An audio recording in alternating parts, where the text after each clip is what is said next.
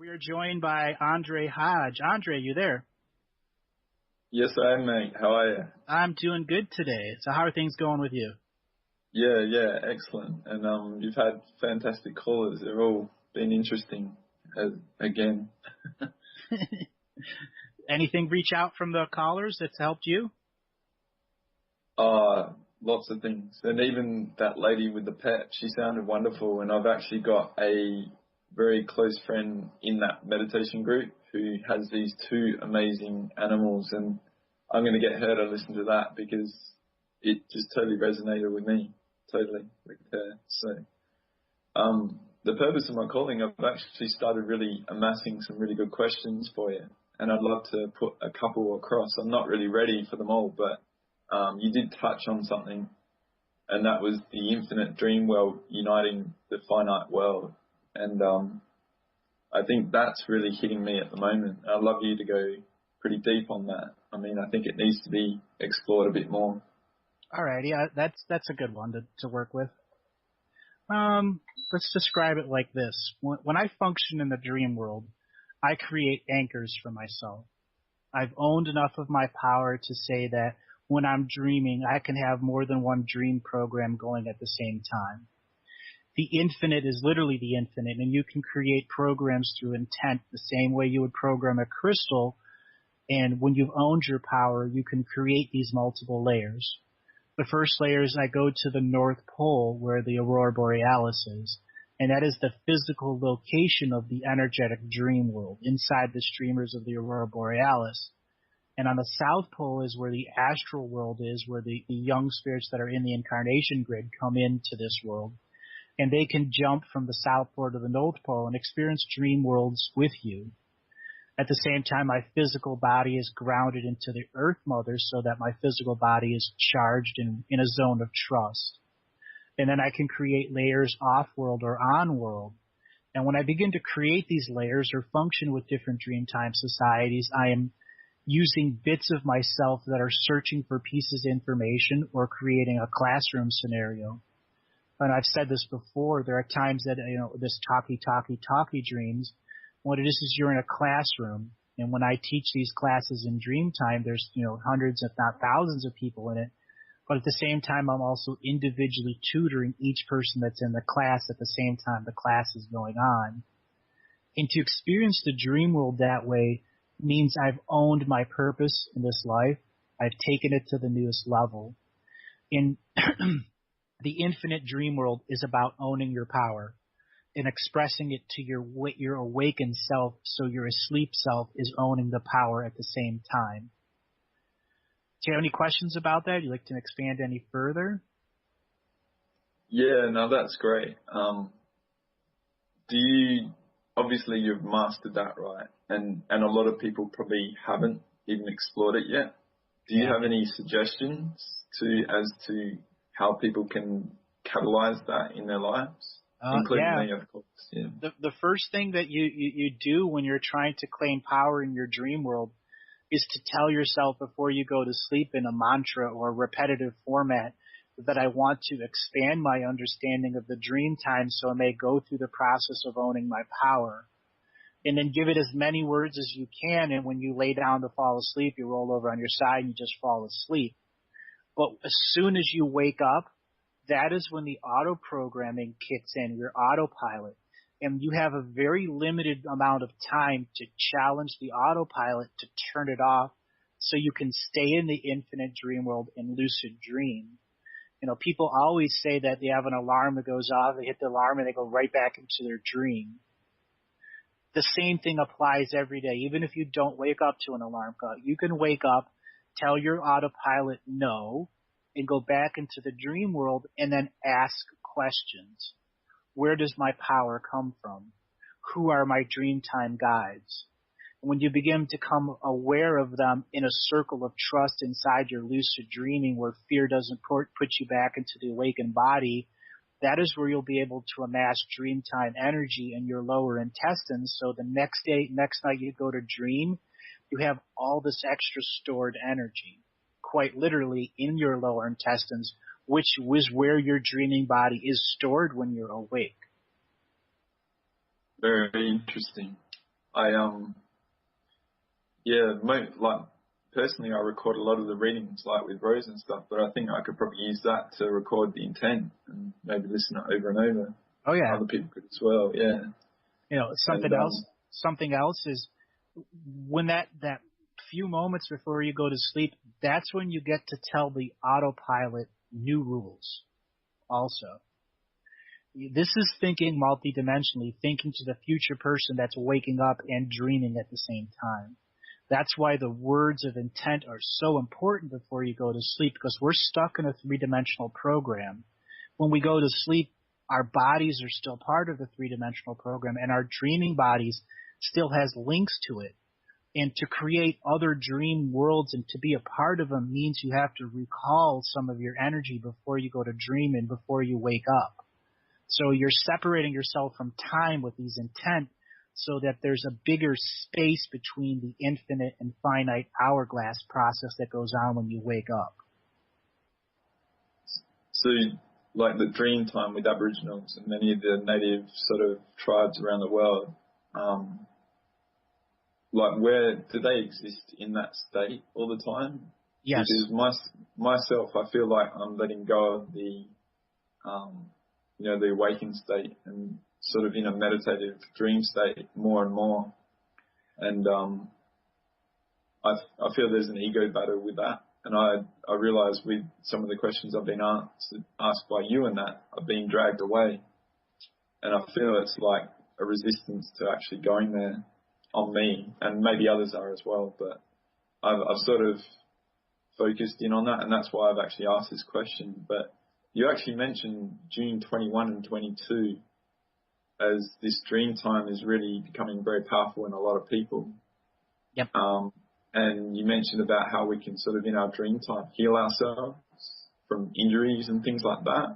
Mm-hmm. Are you able to expand a bit more on that, just to share for the people that probably listen? Sure.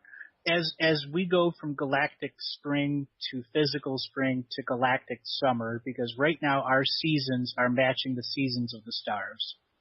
And this is why 2012, 2013, 2014 are so important. The seasons are unified on the micro and the macro level. Before December 21st, 2012, we were a completely separated Dreamtime society on a global level. We haven't dreamed as a unified society of cultures in 20-some thousand years. The 21st of December signified the first spark where the consciousness explorers of the world, the lower percentage of them, were able to dream together. And that created what's called a steam valve, where fire energy and water energy were able to be spread between the ethers of all those that were part of the network of the dreaming earth. The dreaming earth is separated in the 3D dreaming mind we function in. And as you get further into the concepts of what your dreams are, you realize there's many networks of dreams. And the process of awakening is where we as a global culture unify our Dreamtime societies, unify our Dreamtime worlds in such a way that we can come together in dreams and begin to heal ourselves, as well as to predict what's going on. We're at the state where we can heal ourselves in our dreams completely, because in the dreams there's no time. So the process of healing can take months in the dream world, but only seconds in the awake world. And what I've talked about before, as we come closer and closer to galactic summer, galactic spring, the consciousness explorers out there like you, me, and some of the other callers are going to expand our dream worlds and share the infinite energies that we have, so things happen in their dreams that they can no longer deny. They're going to wake up and they had this strange dream that's just been, inkling them and making them itch at their brain over and over again until finally they share it with someone, and someone says, "Oh my God, my daughter had the same dream. You should talk to her." And then suddenly there's a sharing energy. On another level, as galactic summer fully comes into swing, those true people that are connected to their dream times will begin to encounter, in their dreams, car accidents or weddings. And these are the dreams of other people in their soul family living on Earth. And they're beginning to share that energy in a circle of trust that's created by the Earth Mother itself, acting as the new medium of Dreamtime. So the separated world of Dreamtime of domination and control is let to the wayside. Yeah, so it sounds like the beginnings of sort of telepathy. Would that be sort of an accurate way of putting it? On a Dreamtime level, yes. Yeah, yeah. Interesting. I've always felt that that was our path, how it would come about. I mean, you know, it's obviously a bit of the detail. But you also mentioned how soul groups connect to external sort of races and the internal earth as well. Ah, yes. We have a hollow Earth, and it's not literally hollow. What it is there's the space in between atoms and molecules is quite large.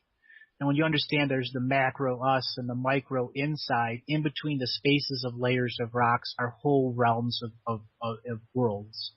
And that's the term hollow Earth.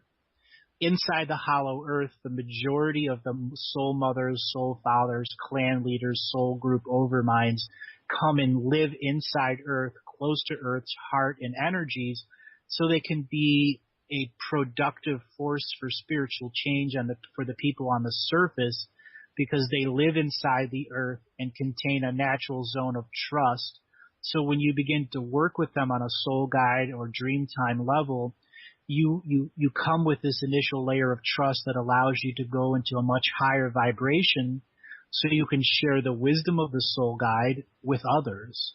You know, it's the place the ascended masters go to, but at the same time, they have rules that they can't function up here unless you're a part of their soul group. So the rules are very specific here. So when something from Hollow Earth is trying to communicate to you, it's doing it because it's following the rules. And the rules are about you're part of the DNA lineage that's attached to a soul family or a set of soul clans. And when you begin to dream with soul clans on a bigger level, that's when you're drawn into different council-type environments where there's many people in your dream sharing thoughts and concepts about change or healing. Yeah, very interesting. It sounds like we're not even, you know, maybe 2 or 3% at the power of the dreams at the moment, collectively. It's closer to 13 or 14%. Okay, that's good to know. And honestly, this entire world can change at 20, 15, even 20% of the total population being awake to their dreams. Few of us can change the whole, because what we'll understand is the few that's in control, the 1%, is nothing. Is nothing, even with their technology. 15, and they're using fear as well, right? Over love, which is obviously subservient. So less than 1% versus 15% with the unlimited Dreamtime societies connected to them. We win. And that's why this domination and control is so in your face everywhere you go, because they don't want you to be aware of the unseen worlds of dreams. The hollow earth inside, the North Pole or the South Pole, the astral realm.